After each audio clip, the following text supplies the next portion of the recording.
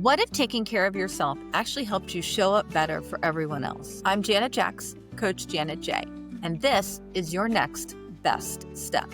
This podcast is about real doable shifts that help you breathe easier and move forward one step at a time. If you've been carrying the weight of too much for too long and waiting for things to calm down before you start caring for yourself, this is your sign. The time is now. Let's begin where you are. You were made for more than just surviving.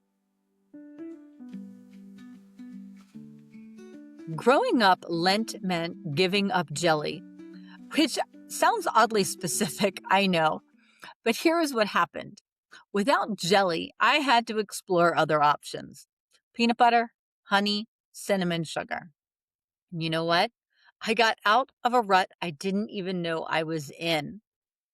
That is when I realized Lent is not about deprivation. It is about creating space for something better. So today, on Ash Wednesday 2026, I want to ask, what are you changing this Lent? If you caught Monday's episode, we talked about preparing your heart for Lent, this sacred 40-day season that leads us toward Easter. Today, we are getting practical because here is something I've noticed about myself. Sometimes there are changes I know would help me, setting better boundaries, reading more, spending less time working late, but I resist making them just for myself. Then Lent comes, and suddenly those same changes feel different because I'm making them for God, not just relying on my own willpower. Lent creates a container where change becomes possible. Let me be clear. I am not anti-giving up things for Lent. Sometimes giving up is exactly what creates space for something better. As a kid, I gave up jelly, which forced me to explore, to get unstuck. As an adult, I have given up TV during Lent, not as punishment, but because it made room for the reading I had been wanting to do all year.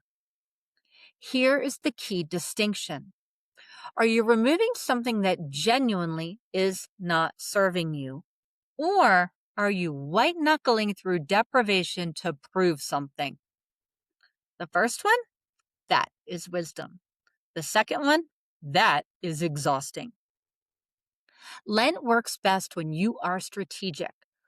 What one thing is stealing space from what actually matters? Maybe it is scrolling that steals your evening peace, working late that leaves no margin for what restores you, rushing that keeps you from presence, sugar that makes you feel sluggish, complaining that poisons your perspective. When you remove something that is genuinely not serving you, you are not depriving yourself. You are making room. There is something powerful about a bounded time frame. Habit research shows that when you anchor a new behavior to a specific context, like during Lent or for these 40 days, your brain gets a clear container. You are not committing to forever, which feels overwhelming. You are committing to a season. Psychologist Phillippa Lally's research found that it takes anywhere from 18 to 254 days for a brand new behavior to become automatic, with a median of 66 days. Lent's 40 gets you well on your way. And here's the encouraging part from that same research. Missing occasional days does not derail the process. Lally found that people who skipped a day here and there still formed habits just as successfully as those who never missed.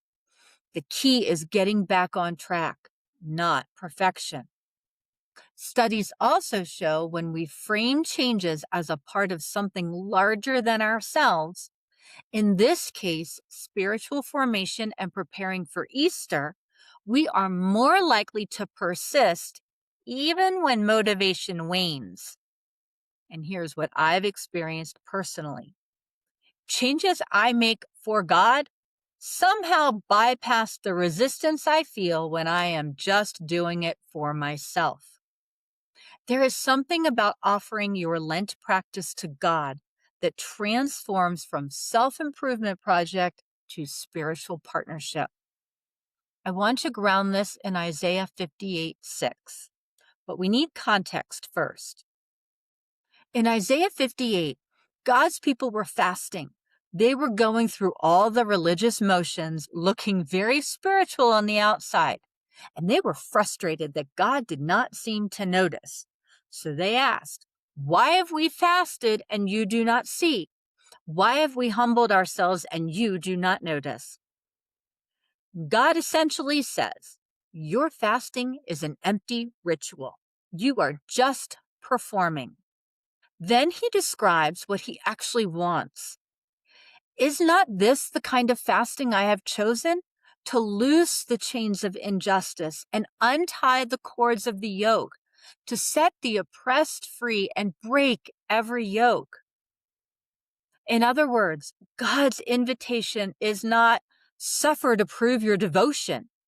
It is let go of what binds you and what binds others. Make room for freedom. Make room for justice. Make room for love. Lent is about becoming more free, more aligned, more like who God created you to be.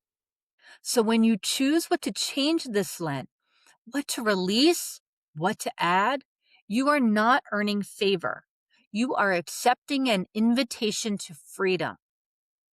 Here are some changes people make during Lent that actually improve their lives.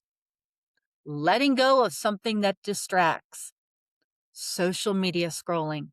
Make room for reading, prayer, or rest. Working late every night. Create margin for what restores you.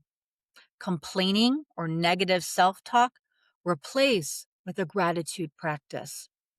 Rushing. Slow down. Be present. Sugar or processed foods. Notice how food affects your mood. Adding something that restores? What about 5 minutes of silence each morning? Or reading scripture? Maybe dive deeper into one book. What about one honest prayer before bed? What about walking in new places, exploring with fresh eyes? Looking for one act of generosity each week? Here's a strategic combination. I am letting go of blank, so I have space for blank. Some examples. I am releasing working late, so I have time to read and really explore Proverbs.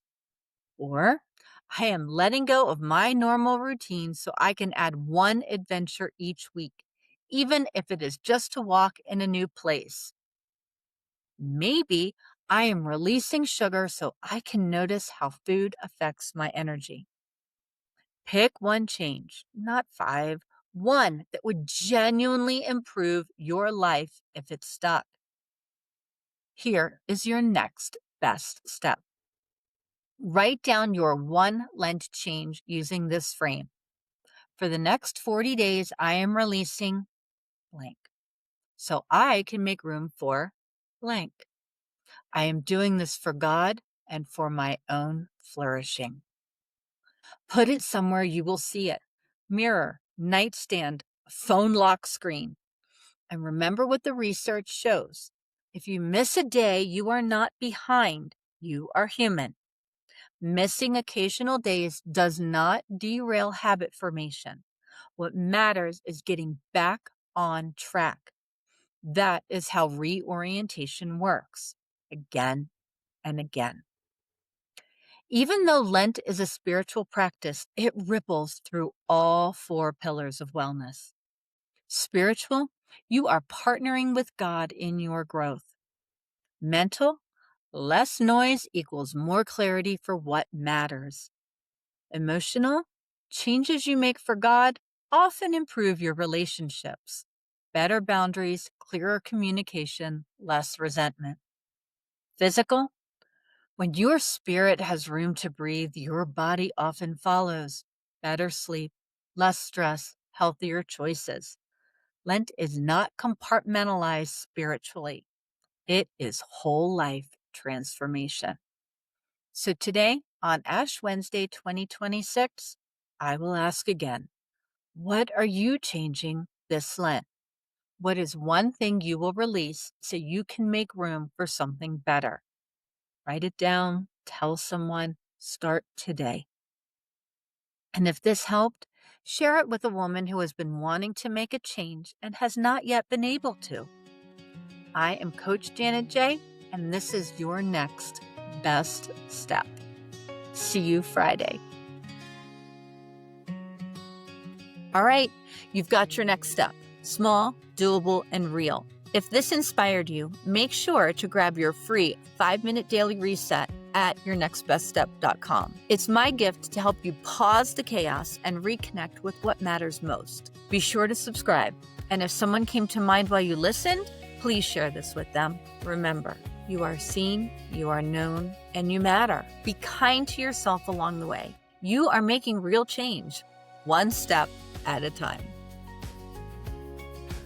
Hey, it's Janet. I wanted to share what I'm changing this Lent, and you might have actually figured it out from some of my examples. I am releasing working late into the evening.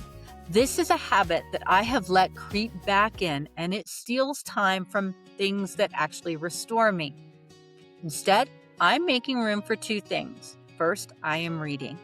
I have been wanting to revisit Proverbs and really dive deeper, and I keep putting it off. Second, I am adding one adventure each week with Santino, whether it is a quick road trip or just exploring a new walking trail.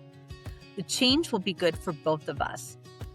I know from past Lents that I can make these changes for God and that I struggle to make them for myself. And that is the gift of this season. What are you changing?